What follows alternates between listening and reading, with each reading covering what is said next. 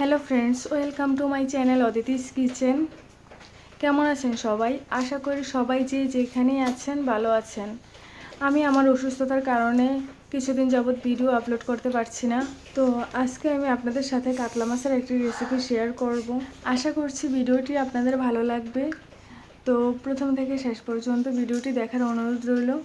আমি এই কাতলা মাছগুলো নিয়েছি। কাতলা মাছগুলোকে আমি হলুদ আর লবণ মাখিয়ে ভেজে নিচ্ছি। এই কাতলা মাছগুলো একটু ভালো করে ভাজতে হবে। তো এক পাশ এভাবে ভাজা হয়ে গেলে আরেক পাশ উল্টে পাল্টে এভাবে আমি ভেজে নিচ্ছি। এই তো আমার সবগুলো মাছ এভাবে ভাজা হয়ে গিয়েছে। এবার আমি গরম তেলে দিয়ে দিচ্ছি শুকনো মরিচ, দিয়ে দিচ্ছি তেজপাতা, দিয়ে দিচ্ছি দারুচিনি, দিয়ে দিচ্ছি কয়েকটি এলাচ। এবার এগুলোকে আমি হালকা ভেজে নেব। বন্ধুরা, আপনারা যদি আমার এই চ্যানেলে নতুন হয়ে থাকেন তাহলে একটি সাবস্ক্রাইব করে আমার পাশেই থাকুন। এবার যখন এগুলো থেকে একটা সুন্দর একটা গন্ধ বেরিয়ে আসবে তখন আমি দিয়ে দিচ্ছি পেঁয়াজ কুচি। পেঁয়াজ কুচিগুলোকে আমি হালকা ভেজে নেব। এই যে পেঁয়াজ কুচিগুলোকে হালকা ভেজে নেওয়া হয়ে গিয়েছে। এবার আমি এর মধ্যে দিয়ে দিচ্ছি পেঁয়াজ বাটা। পেঁয়াজ বাটাগুলোকে আমি হালকা ভেজে নিচ্ছি। এগুলোকে আমি হালকা কষিয়ে নেব। খুবই সিম্পল একটি রান্না, কিন্তু খেতে বেশ মজার লাগে। আপনারা বাসায় অবশ্যই এটি একবার হলেও ট্রাই করে দেখবেন। পেঁয়াজ বাটাগুলোকে আমি হালকা কষিয়ে নিয়েছি। এবার আমি পেঁয়াজ বাটাগুলোর মধ্যে অ্যাড করব 1 চামচ আদা বাটা আর 1 চামচ রসুন বাটা। এবার এগুলোর যাতে কাঁচা গন্ধটা চলে যায় সেজন্য আমি এগুলো আরেকটু ভেজে নেব। এই তো এগুলো হালকা একটু ভেজে নেওয়া হয়ে গেলে এর মধ্যে আমি দিয়ে দিচ্ছি স্বাদ মতো লবণ, দিয়ে দিচ্ছি 1 চামচ হলুদের গুঁড়া আর 1 চামচ মরিচের গুঁড়া। চুলাটি মিডিয়াম টু লো আছে আমি এগুলো কষিয়ে নিচ্ছি। এগুলো মশলাটা যতটা কষানো হবে এই রান্নাটি ততটাই মজার হবে। এর মধ্যে আমি দিয়ে দিচ্ছি 1 চামচ জিরা ধনিয়া বাটা। এবার আমি এগুলো আরও কষিয়ে নিচ্ছি। চুলাটি কিন্তু মিডিয়াম টু লো আছে রাখতে হবে, কারণ এর মধ্যে কিন্তু আমি জল ইউজ করিনি এখনও।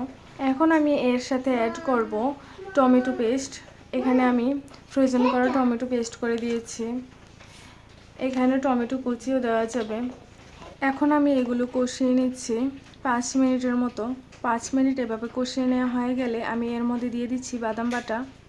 বাদাম বাটা দিয়ে এই মশলাটি আমি আরও 5 মিনিট কষিয়ে নিচ্ছি। খুবই হেলদি একটি রেসিপি। বাচ্চারা যখন মাছ খেতে চায় না তখন এইভাবে রান্না করে দিবেন, বাচ্চারা মজা করে খেয়ে নেবে। 5 মিনিট এভাবেই আমি কষিয়ে নিব। আমি বাসায় যখন পোলাও রান্না করি তখন কাতলা মাছের অথবা রুই মাছের এই রেসিপিটি আমার থাকবেই। আমি এটি করেই থাকি। পোলাওর সাথে এই রেসিপিটি খেতে কিন্তু অনেক মজার লাগে। আপনারা বাসায় অবশ্যই একদিন হলেও ট্রাই করে দেখবেন। এগুলোর মধ্যে আমি দিয়েছিলাম হচ্ছে টক দই। টক দইগুলোকে দিয়ে আমি আরও 5 মিনিটের মতো কষিয়ে এর মধ্যে আমি দিয়ে দিচ্ছি জল। এর মধ্যে জল দিয়ে অপেক্ষা করব এগুলো ফুটে আসা পর্যন্ত। জলটা যখন ফুটিয়ে আসবে তখন এর মধ্যে দিয়ে দিচ্ছি ভাজা সেই মাছগুলোকে দিয়ে আমি আরও কিছুক্ষণ রান্না করে নিচ্ছি। বন্ধুরা, আপনারা বাসায় অবশ্যই এভাবে একদিন ট্রাই করে দেখবেন। বাচ্চারা এভাবে অনেক পছন্দ করে মাছটি খেতে। অনেক বাচ্চারা মাছ খেতে চায় না, এভাবে রান্না করে দিলে অনেক মজা করে খেয়ে নেয়। তো আমার এটি কষানো হয়ে গিয়েছে। দেখুন জলটাও অনেকটা শুকিয়ে এসেছে। এ পর্যায়ে আমি গরম মশলা আর একটু ঘি দিয়ে দিয়েছি। গরম মশলা আর ঘিটা দিয়ে একটু ঢেকে দিচ্ছি। এই তো তৈরি হয়ে গেল আমার এই কাতলা মাছের এই রেসিপিটি।